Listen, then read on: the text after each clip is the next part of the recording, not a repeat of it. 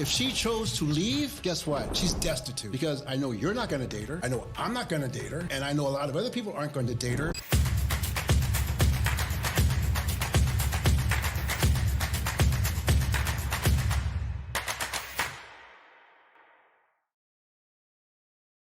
Meyer, welcome to Wise Old Show. Nice to be back. Thank you so much. Thank you. Last episode, you spoke about relationship in the age of social media. Right. And you spoke one thing, that love is transient. Could you please elaborate on that? I think there's two forms of love. There's the love that we have for our brothers or sisters, our family members, our friends. Yes. That's one form of love. Yes. Romantic love is a different type of love. Romantic love is how we love our spouses, how we love our girlfriends. The transient love is the romantic love. How many times did you fall in love? Oh my God. I could probably say maybe 5. So how did you find love in your life? Most of my romantic relationships were from dancing. I think dancing is probably one of the best ways to meet people. It is one of the ways that you're going to be able to be in front of the opposite sex, social dancing. You're going to be able to see, touch, feel, hear, Yes. and have that experience with them, as opposed to on some dating app where you're swiping left or right. What did you see in a person? One of the things I want to do is I want to see, is the person kind? I think that's important. Humility and kindness, I think, are important. One of the measurements that I would have is how do they treat the wait people when we go to the restaurant? It shouldn't just be about me. It should be about, there's a person who's waiting on you, Yes. who's serving you. Yes. Do you acknowledge that person serving you? Kindness, right? And then so the other thing is, like, if I actually physically picked her up, I don't have this test anymore because I grew up when you had to reach over and unlock the car for somebody. So now we have electric buttons, right? But Yes. the test used to be, does she kind of reach over to unlock the car door for me? So if I open the door for her, once she gets into the car, does she reach over to try to unlock the door for me as I'm walking around the car? So that was one of those little mental things, Yes. tick boxes that I would kind of look at and say, okay, no act of kindness there, or act of kindness. She at least make an attempt. The third one was when we travel, but actually the third one really pops up more when it comes time to pay for the bill. I think a lot of people have an expectation on what roles should be, right? And so a lot of times people are saying the male's role should be the provider. That's fine. If we're dating, we're getting to know each other. I think one of the things that's important is that you're also a financial contributor to the date, right? So do you make an effort to at least ask, Yes.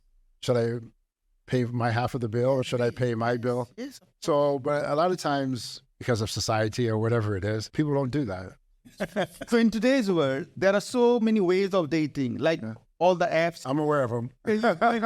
You advocate on dancing, then dancing is the best way of dating. But at the same time, people go for the fastest one, the apps. Yeah. So could you please compare both these two? Oh, it's easier for us to pick up a phone, to swipe left, to swipe right, Right. thinking that we're going to find our soulmate.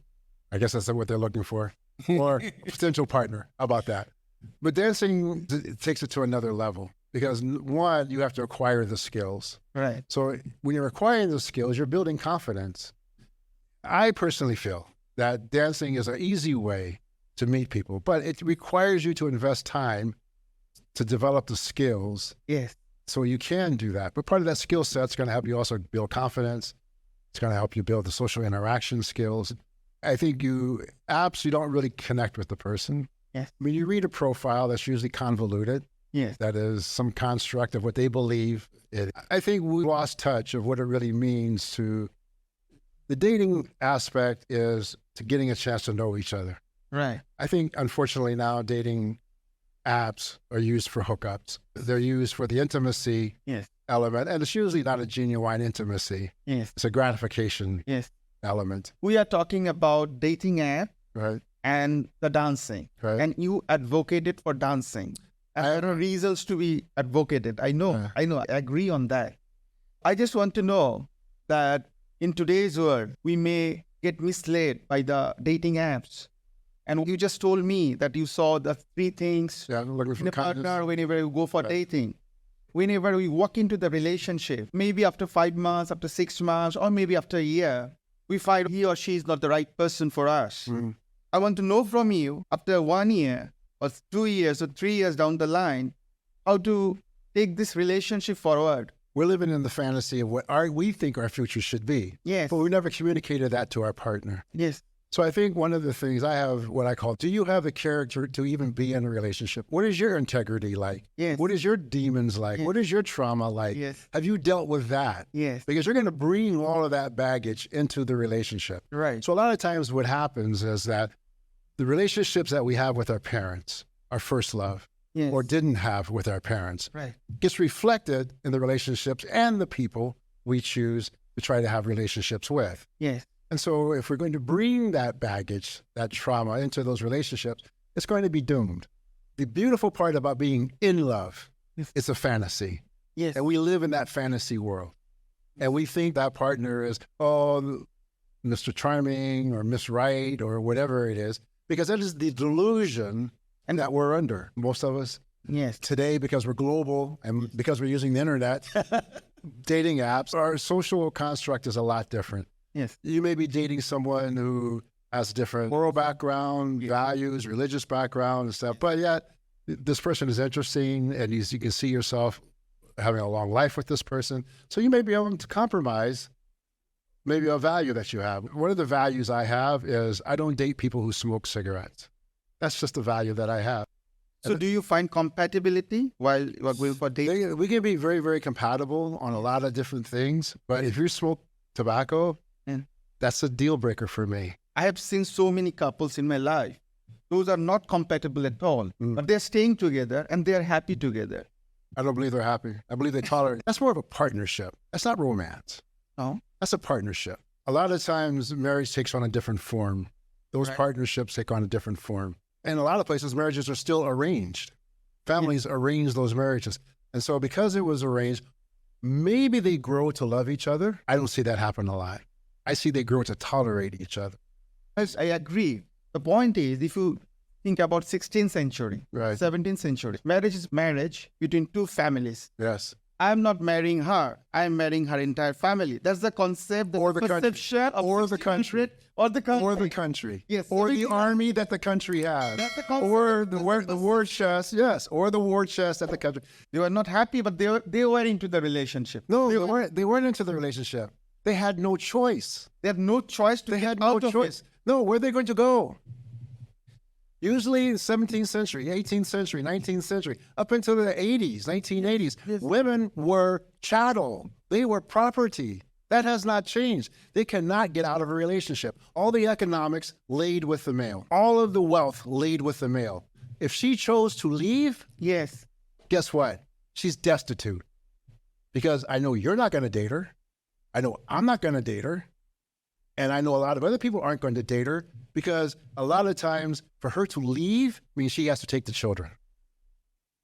So the biggest challenge that most people didn't want to have, even in the 15th century, the 17th century, the 16th century, I want to pass the wealth onto my heirs, not onto your heirs. So if I was to marry her, I'm passing the wealth on to your heirs. So that was not my heirs. More of a transaction. To me, I believe marriage was a transaction. Okay. Up until the 17th century when Shakespeare came in with this romance and confused everybody. Oh, no, you have to be in love. And then I think, true love. Yeah, true love, whatever that means.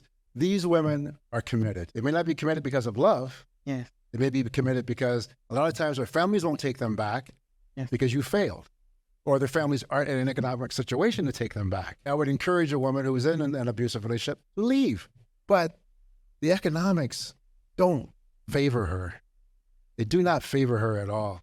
I think that the mindset, going back to who's going to pay for the bill, is a sense of dependency. We came together, right? There's that whole saying is that you are an individual, then that circle that intersects, where that circle intersects, that space between us called the common space. That is what the romance is. That's where the marriage is. But we still are individuals. We still have our own interests. Exactly. So what I see happening a lot of time is once people find their romantic partner or find that special one, they forget their interests. Both parties do, right? And they put all the focus and energy on trying to make each other happy. I think that's great. But you still have to maintain your interests, your friendships, the things that made you who you are to bring you to this point, right? And her, it's the same thing. The friends, who brought her to this point. We have to maintain that. So we put so much emphasis thinking that you are going to be the only one in my life and you are going to serve me totally. And I'm not going to have any more problems because you are the one for me. I think that's an illusion. At the same time, they are allured by the outer world. Why people, after having so many years in a relationship, moving out of the relationship for a new person, it's not that he or she doesn't love the existing one, but he or she is moving out of the relationship only because of a new person. And that's changing the entire scenario, and that's destroying somebody's life too. That's the big point I want to explore with you. Why it's happening? What are the things we can get out of it? What are the things we can learn out of it? And what's the way out? I think we're all attracted by shiny things. If I've been in a relationship 7 years and there's something shiny over here, yes, I'm going to be attracted to it. Yes. If I'm not committed, yes, this is going to be a distraction. Yes. If I allow it to be a distraction, then was I really committed in this relationship to begin with? You can be distracted. Well, what is the depth of the distraction? Is the depth of the distraction that I'm going to ruin someone's lives, like you stated? Yes. Children's, mine, or my partner's? Is the distraction that deep? Because this is a shiny object over here. Yes, yes. That's all it is. You have no idea the character of this person. You have no idea how this person can communicate. But a lot of the illusion is the feelings that we're feeling. Shakespeare, in love, in love. Yes. And this is the transitory part of it, right? Right.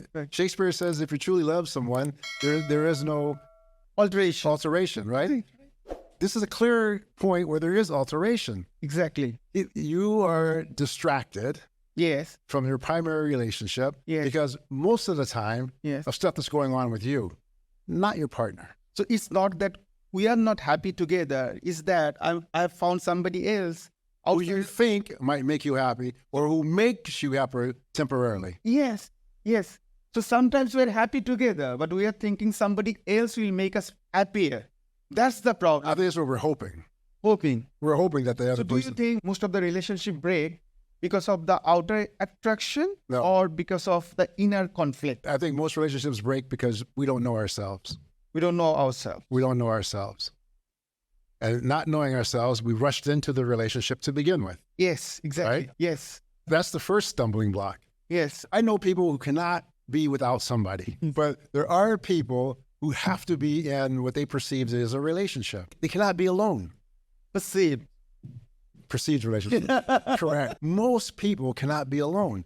Most people cannot stand the conversation they have in their own head.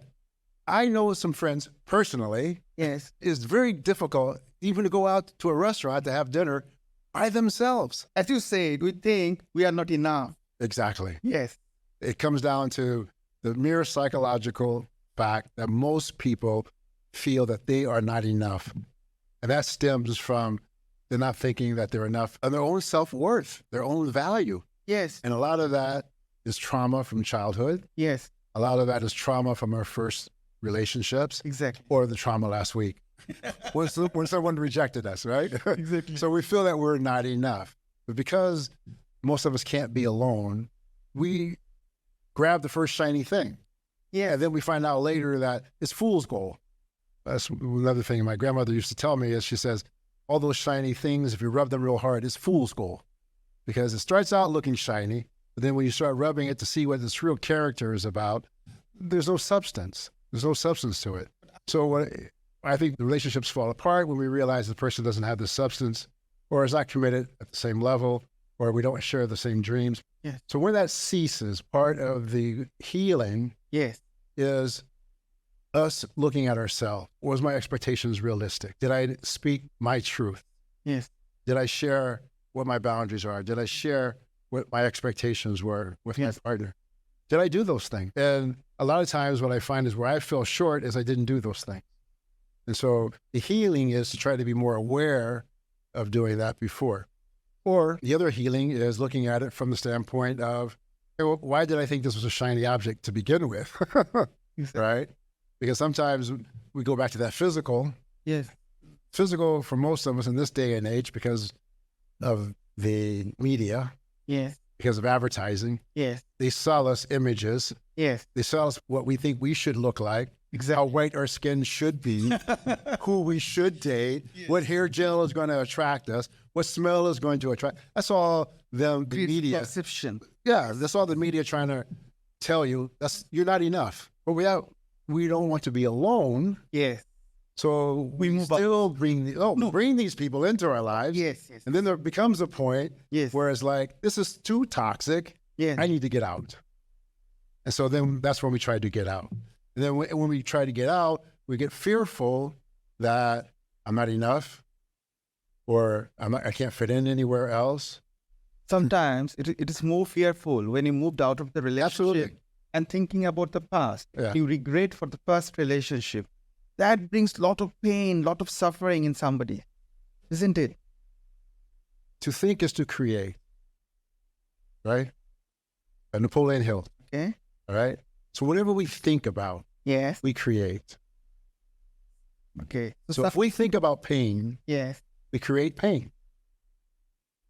If we think about loss, we bring the feeling of loss into our lives, right? Because we're thinking about it. Your mind's going to go where you think. Yes. So if you're thinking pain, if you're thinking of the past, that is where your mind's going to live. But if you're thinking now into the future, your mind will start to go there if you're doing things that are making you live in the future, that are making you live in the now.